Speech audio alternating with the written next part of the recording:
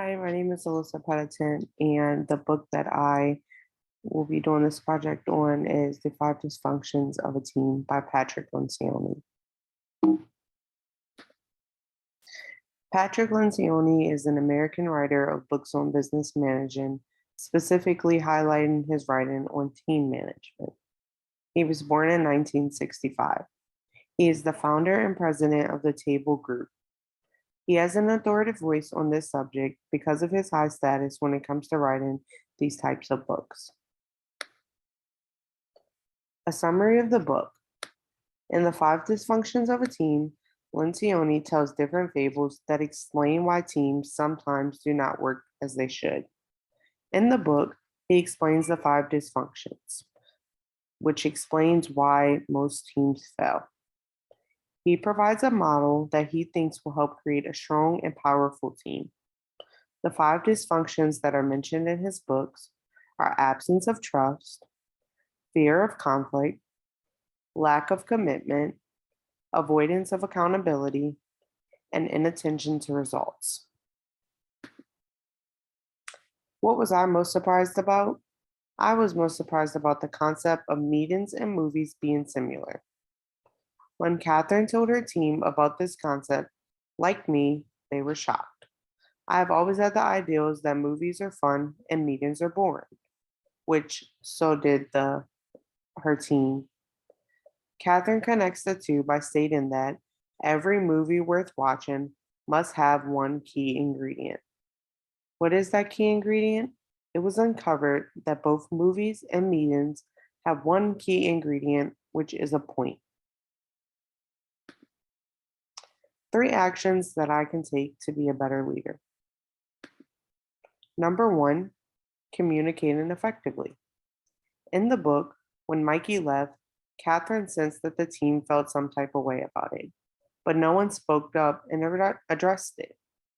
It took her some time, but in the end, she did address it. I think this is an important action that I can take by starting to think things like this through and start communicating. They seemed to be feeling their boss's pain and making the obvious connection between Catherine's story and what had happened the day before.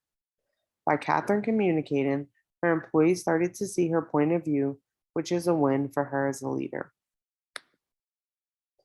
Number 2, we should hold common goals as a group rather than individual goals.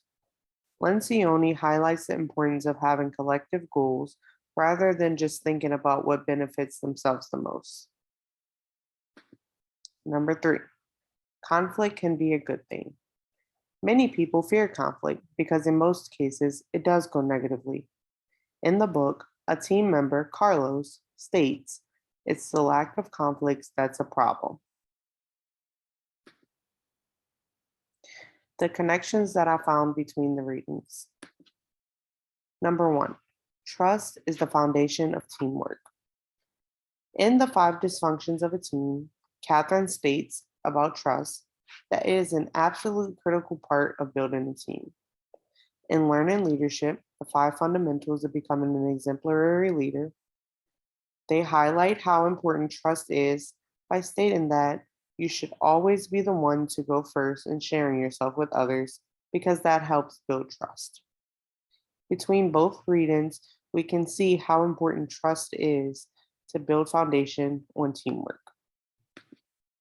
Number 2, it is important to make connections. In The Five Dysfunctions of a Team, Lencioni highlights the power of making connections.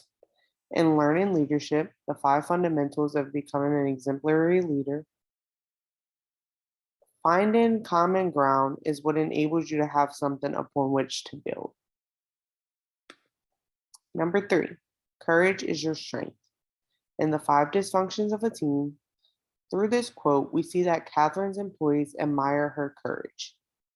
Because of her consistent behavior over the past day and a half and the confidence with Catherine made her remark, most of her staff seemed so convinced that she was sincere.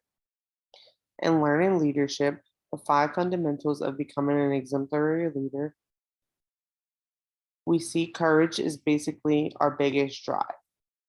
Courage gives you the energy to move forward. And that is all from our presentation. Thank you.